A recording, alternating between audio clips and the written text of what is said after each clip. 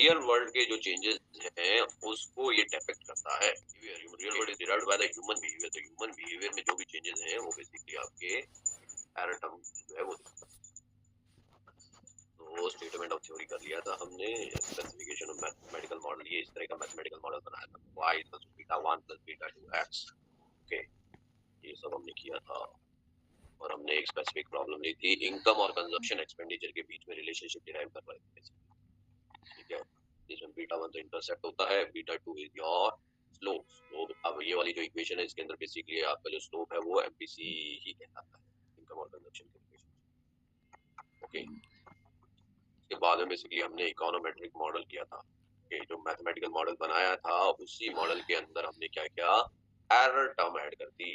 Okay, error term को add कर दिया, जिसको एरर टर्म को हम बेसिकली डिस्टर्बेंस टर्म भी कहते हैं और योर रैंडम वेरिएबल भी कहते हैं। इसकी क्या प्रोबेबिलिस्टिक प्रॉपर्टीज रहती हैं। ओके, ये सब हमने पिछली क्लास में डिस्कस किया था। अच्छा, ये ग्राफिकली भी हमने बताया था। ओके, ये जो स्ट्रेट लाइन है, स्ट्रेट लाइन है बेसिकली जो डिराइव हुई है straight line, this is basically और this is the equation of the mathematical model. ठीक है, मैथमेटिकल मॉडल क्या है, स्ट्रेट एवरेज रिलेशनशिप देता है। बट रियल वर्ल्ड में क्या है, डेटा क्या है, इसके आसपास बिखरा होता है, इस लाइन के आसपास बिखरा होता है। एग्जैक्ट रिलेशनशिप जो मैथ्स कह रहा है ना कि भाई 5 यूनिट्स ही कंजप्शन में चेंज आएगा अगर इनकम के अंदर 10 यूनिट्स चेंज आएगा, बट रियल वर्ल्ड में ऐसा नहीं होता है ना। वो 5.5 भी हो सकता है, 6 भी हो सकता है, 4 भी हो सकता है। ह्यूमन बिहेवियर है, मल्टीपल फैक्टर से जो है वो सब चीजें अफेक्ट होती हैं। ओके, तो what is this error term? Error term क्या है, बेसिकली जो पॉइंट रियल वर्ल्ड का जो डेटा है उसका और एवरेज लाइन के बीच का जो डिफरेंस है ना, जो मैथमेटिकल मॉडल जो बता रहा है वो डेटा और जो रियल वर्ल्ड का डेटा है, ये डॉट्स आपको जो दिख रहे हैं, इनके बीच का जो डिफरेंस है, this is your error term. अब ये एरर टर्म हर कहीं अलग अलग है, जहां पॉइंट दूर है वहां ज्यादा बड़ा होगा, जहां पॉइंट पास में है वो वहां पे एरर टर्म छोटा होगा। तो there are multiple error terms. Okay, तो रैंडम वेरिएबल कह देते हैं इसको, फिक्स वेरिएबल नहीं है ये, क्योंकि रैंडमनेस है इसमें, चेंजेस है, हर बार चेंज हो रहा है। जैसे जैसे इनकम चेंज होगी वैसे वैसे ये इसमें भी चेंज आते रहेंगे। ठीक है, this is basically your error term. Next step is obtaining the data. अच्छा, ये बहुत इंपॉर्टेंट काम है। सबसे इंपॉर्टेंट काम तो यही है पूरे डेटा एनालिसिस के अंदर, पूरे इकोनोमेट्रिक्स के अंदर, पूरे स्टैट्स के अंदर। सबसे इंपॉर्टेंट चीज is your to find out the data, है ना। और रियल वर्ल्ड के अंदर भी सबसे बड़ी प्रॉब्लम ये है कि अच्छा डेटा नहीं है। ओके, और उस डेटा को ढूंढना, ये जो सबसे बड़ा प्रॉब्लम। अगर डेटा मिल जाता ना तो चलो, जिसको भी मेथोडोलॉजी आती है वो इजीली उसको एनालाइज करके रिजल्ट निकाल सकता है। Okay, but data real world के अंदर, this is the real world problem. Okay, तो data is a big problem. Yes Ekansh, आपका प्रोजेक्ट क्या है, किस पे आप डेटा किस पे ढूंढ रहे हो? Have you identified the variable? Yes sir. हाँ जी, क्या कौन से वेरिएबल्स का डेटा ढूंढ रहे हो? सर, ऑर्गेनाइज्ड मैन्युफैक्चरिंग सेक्टर में जो लार्ज स्केल इंडस्ट्री है उसका labour rate, labour wage and displacement rate. Yes, तो इसका डेटा मिला आपको? सर, डेटा मिला है थोड़ा सा, बट भैया उसकी ऑथेंटिसिटी चेक कर रहे हैं एक बार। ओके, चलो गुड। ये तो इसलिए हमेशा है ना, पहले डेटा देखो फिर उसके हिसाब से अपना रिसर्च मॉडल डेवलप करो। ऐसे भी बहुत सारे रिसर्चर्स करते हैं, नहीं तो कई बार क्या है, हम अपना रिसर्च क्वेश्चंस बहुत अच्छे बना लेते हैं, ऑब्जेक्टिव बहुत अच्छे बना लेते हैं, लेकिन डेटा नहीं देखते। डेटा लास्ट में देखते हैं तो वहां पर क्या है, पूरी रिसर्च में प्रॉब्लम आ जाती है। तो बेसिक बहुत सारे रिसर्चर्स ऐसे करते हैं, पहले डेटा देख लेते हैं फिर उसके हिसाब से they formulate their own research problem. हालांकि ये मेथोडोलॉजी सही नहीं है, but due to the lack of good data ये इस तरीके से follow. So obtaining the data, yes. So अच्छा जी, ये डेटा है, ये points.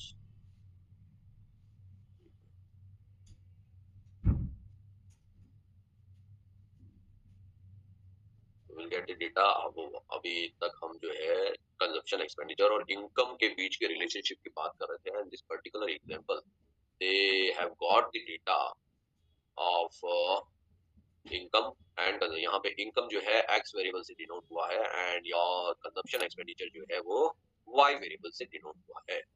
Okay, and they have taken this data from the year 1982 to 1996, यानी 15 साल का डेटा लिया है। Okay, so obtaining the अब इस डेटा को क्या है y और x वेरिएबल के अंदर फिट करके एक रिग्रेशन मॉडल रन होता है। ओके, जो भी हमने ऊपर इकोनोमेट्रिक मॉडल बनाया था तो उसमें क्या होता है रिग्रेशन इक्वेशंस का यूज करके, वो रिग्रेशन इक्वेशन ही है बेसिकली, उसका यूज करके इस मॉडल को रन किया जाता है। उसमें जो y और x वेरिएबल है उसमें डेटा डाल के और वेरिएबल को रन किया जाता है। और when you run that particular system, तो वहां से आपकी सॉफ्टवेयर क्या है बेसिकली बीटा 1 और बीटा 2 की वैल्यूज देता है। ओके, बीटा 1 बीटा 2, ये जो बीटा 1 थी ना, बीटा 1 बीटा 2, इसकी वैल्यूज देता है डेटा डालने के बाद में, डेटा सिस्टम में डालने के बाद में, बीटा 1 और बीटा 2। अब बीटा 1 का इकोनॉमिक सिग्निफिकेंस तो इतना नहीं है, लेकिन हाँ ये एक्सप्लेनेशन है कि अगर जीरो लेवल ऑफ इनकम है, x इज जीरो, तो कंजप्शन हमारा y जो है वो that will be the beta 1। Okay ठीक है। और बीटा 2 क्या होता है? Beta 2 is your MPC. अगर 1 यूनिट ऑफ x में चेंज आता है तो y में कितना यूनिट चेंज आएगा, तो बीटा 2 का इकोनॉमिक सिग्निफिकेंस जो है वो ज्यादा है। ओके, तो बीटा 2 कितना है कितना नहीं वो देखना चाहिए। ओके, डेटा ऑब्टेन करो, डेटा को फिर हमारे जो सिस्टम है इकोनोमेट्रिक मॉडल है उसके अंदर आप डालो, और फिर जो है स्टेप नंबर 5 पर estimation of the econometric model, जो मैंने अभी बताया आपको कि हम क्या है एक रिग्रेशन एनालिसिस करेंगे उसी इक्वेशन के साथ में, और हम क्या है हमारी जो बीटा 1 और बीटा 2 की वैल्यूज जो है उसको फाइंड आउट करेंगे। अब इस इक्वेशन में देखो, we have found out the values of the beta 1 and beta 2। Okay, तो बीटा 1 की वैल्यू क्या आई है? -184.08। ओके, मतलब अगर आपकी इनकम जीरो है तो आपका कंजप्शन यहाँ as per this data the consumption will be in minus negative. Okay, -184। Okay, दूसरा बीटा 2 क्या है? It is 0.7064। हाँ, अब बीटा 2 को कैसे एक्सप्लेन करेंगे स्वयं, तो इसको जरा एक्सप्लेन करो। बीटा 2 वही है कि मतलब इनकम जितनी चेंज हुई है उससे डिमांड कितनी चेंज हो। हाँ जी, तो इसको बताओ 0.7064 को जरा एक्सप्लेन करो।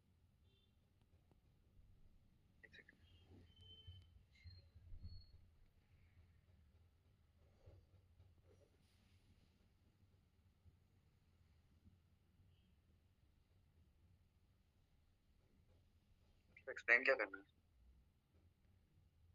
एक्सप्लेन किया जाता है, ऐसे डेटा को एक्सप्लेन किया जाता है। अगर 1 यूनिट ऑफ कंजप्शन यानी x, sorry 1 unit of income में अगर चेंज आए, इनकम किससे डिनोट किया है? x से डिनोट किया है, तो आपके कंजप्शन में कितना चेंज आएगा? 0.7।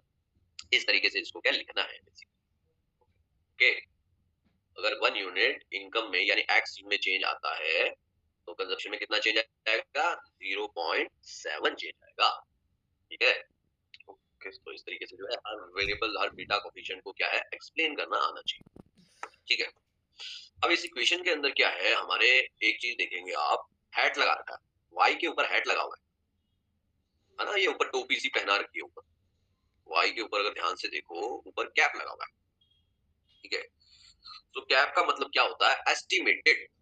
ओके, जहां कैप लग जाए ना उसका मतलब है एस्टिमेटेड वैल्यू। ओके, तो वाई कैप क्या है? एस्टिमेटेड वाई, अभी एस्टिमेट किया है। ओके, एक्स के ऊपर डेटा नहीं है बिकॉज एक्स के अंदर रियल डेटा का यूज किया गया है। ओके, ऐसे ही आपके जो बीटा कोफिशिएंट है वहां पे भी ऊपर कैप आएगा बिकॉज उसको भी आप क्या एस्टिमेट करोगे।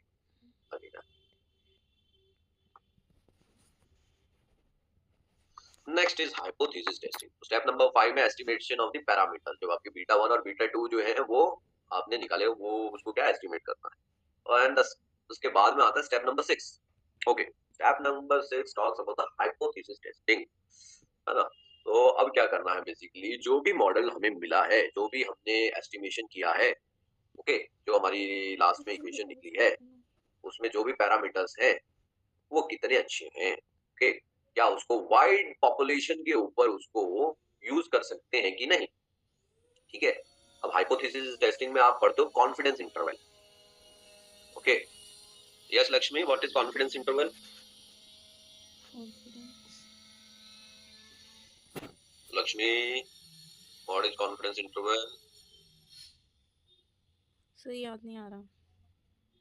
याद नहीं आ रहा। लेवल ऑफ सिग्निफिकेंस, अच्छा हाँ, वो 10%, वो जिसको हाँ 0.01% बोलते हैं, फिर 3 होते हैं। हाँ जी, दूसरा हाँ क्या जी, था ओके, सर? बाकी याद तो नहीं याद है। नहीं है।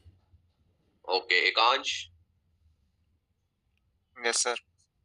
क्या होता है ये confidence interval level of significance? Sir confidence interval होता है जिसमें मतलब गैप जिसमें हम वो हाइपोथेसिस हमारी एक्सेप्ट करेंगे या वो रिजेक्ट करेंगे। लेमन में अगर बताओ यार, ये तो ठीक है टेक्निकल भाषा।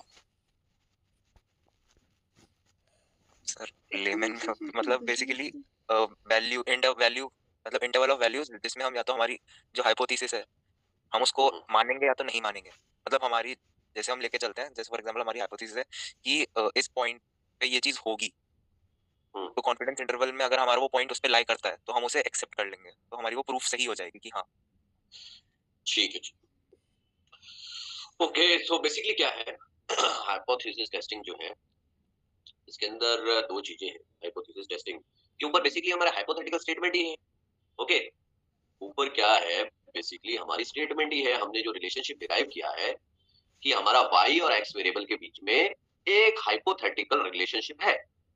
ओके, हमने डेवलप किया। अब ठीक है, थ्योरी जो भी कह रही है, बस इस डेटा के हिसाब से ये हाइपोथेटिकल रिलेशनशिप एग्जिस्ट करता है, ये हमने कहा। ओके, अब हाइपोथेसिस टेस्टिंग के अंदर हम क्या करेंगे, इस हाइपोथेटिकल रिलेशनशिप की कितना सिग्निफिकेंट है वो देखें, कितना सिग्निफिकेंस है कि ऐसा तो नहीं बहुत ही कम पॉपुलेशन के ऊपर ये जो डेटा, ये जो रिलेशनशिप है वो लागू होता है, वो इसके ऊपर एप्लीकेबल होता है। ओके, तो इसके लिए हम बेसिकली कॉन्फिडेंस इंटरवल यूज करते हैं। कॉन्फिडेंस इंटरवल या फिर इसका जो कॉन्फिडेंस इंटरवल का जो अपोजिट होता है that is level of significance, है ना, सिग्निफिकेंस कितना इंपॉर्टेंट है।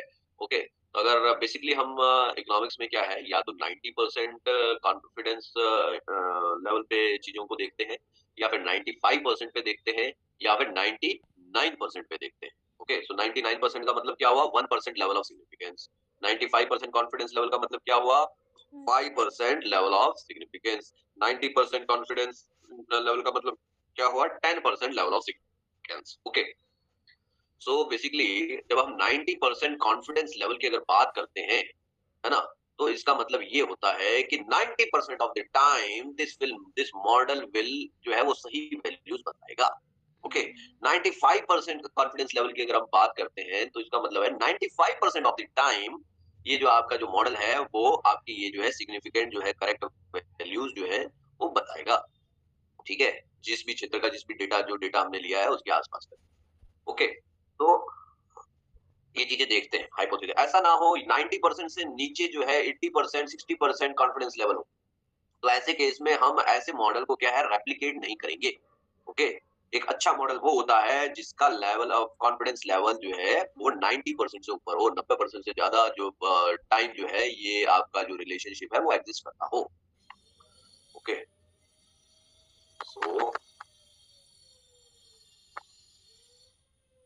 सो we will do the hypothesis testing. तो हाइपोथेसिस टेस्टिंग के अंदर क्या है, हमको दो तीन तरह की टेस्टिंग करनी होती है।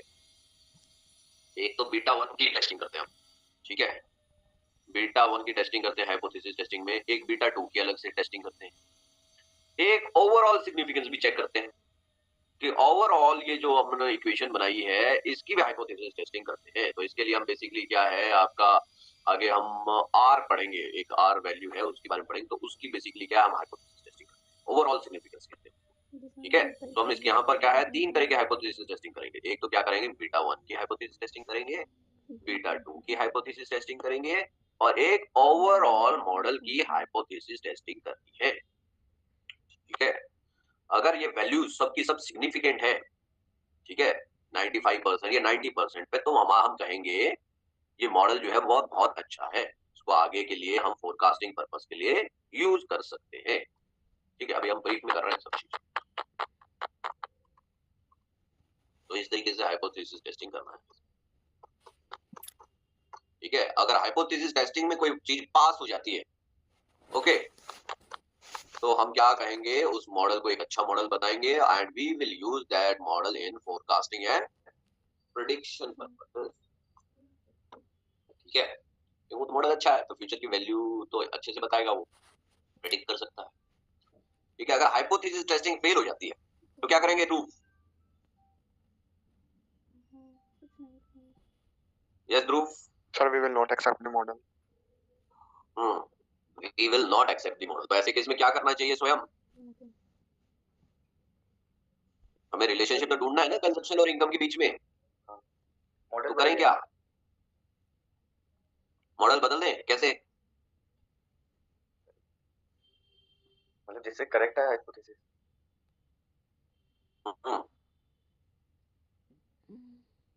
यस लक्ष्मी, कैसे बदले मॉडल को, कैसे चेंज करें मॉडल को? Sir level of significance change करके। लेवल ऑफ सिग्निफिकेंस चलो 90% भी फेल हो गया, चलो अब 80% पे तो हम देखेंगे नहीं, ठीक है 90% पे भी फेल हो गया मान, चलो सबसे पहले आप 99% पे अगर फेल हुआ है तो 95% पे चेक कर लो, 95% पे फेल हुआ है तो 90%, लेकिन वो डिपेंड करेगा टाइप ऑफ स्टडी की, अगर कोई मेडिकल स्टडी है ना, कोई ड्रग से रिलेटेड स्टडी तो 99% पे ही चेक करना पड़ेगा, तो उसको 95% पे नहीं देखेंगे। लाइक और आपके कोविड की मेडिसिन आई थी, ओके, तो उन लोगों ने भी बेसिकली जो टेस्टिंग कर रहे थे तो दे फाउंड दैट 99% लोगों पर ये वैक्सीन काम कर रही है, तभी वो वैक्सीन पास हुई थी, है ना, कोविड की जो वैक्सीन है उसको 90% पे नहीं चेक किया जाता, वो तो स्टडी के ऊपर डिपेंड करेगा।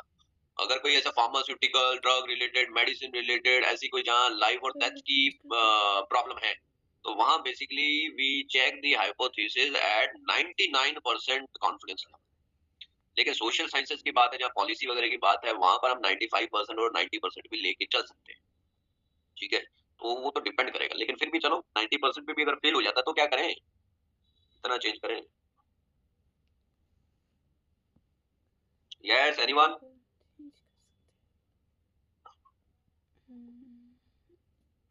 कैसे करना भाई, सोचो। तो ऐसे केस में क्या हो सकता है? एक तो तरीका ये है कि आपका जो डेटा आपने लिया है, क्योंकि डेटा की वजह से तो वैल्यूज आ रही है ना, डेटा से तो वैल्यू आ रही है, उस डेटा में या तो आप कुछ जैसे 15 साल का डेटा लिया ना आपने, तो वो क्या कर सकते हो, आप 20 साल का डेटा ले लो या 10 साल के डेटा भी चेक कर लो, ठीक है, तो उससे हो सकता है वैल्यूज चेंज हो जाए और अच्छे पैरामीटर्स आ जाए, ऐसा हो सकता है। या फिर जो वेरिएबल्स आपने लिए हैं कंजप्शन का डेटा आपने जहां से भी उठाया है, क्या उससे रिलेटेड कोई और डेटा है क्या जो कंजप्शन को दिखा रहा हो, है ना, वो देख सकते हो। यस सर निखिल कह रहा है उसको ज्वाइन करना है। अब इतना लेट नहीं अलाउ करेंगे, देखो निखिल कह तो रहा है, मेरे पास आ भी रही है इसकी रिक्वेस्ट, है ना, अब ये तुम लोगों के साथ में नाइंसाफी होगी ना, ये लास्ट के 10 मिनट पहले आता है अटेंडेंस लेगा, काय को अलाउ करें हम उसको? Okay sir.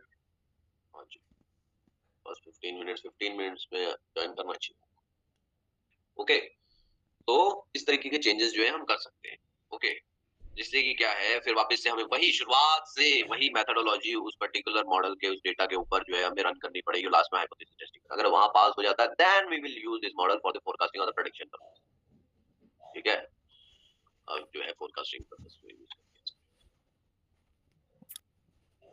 फिर लास्ट स्टेप नंबर 8 क्या है, use the model for the policy making purposes. अच्छा, आप तो नहीं कर सकते इसको पॉलिसी के पर्पस के लिए, लेकिन मॉडल अगर अच्छा होगा तो उसका रिसर्च पेपर छपेगा, रिसर्च पेपर अच्छी जगह छपेगा तो बहुत लोग साइट करेंगे उसको, है ना, कि भाई इन्होंने ये रिलेशनशिप निकाला है और we are taking this relationship from this research paper, है ना, तो धीरे धीरे लोग क्या है पॉलिसी मेकिंग पर्पस के लिए भी आपका जो काम, आपका किया हुआ काम जो है वो भी उसमें जो है आता है, यूज में आता है। This is basically the 8 step model,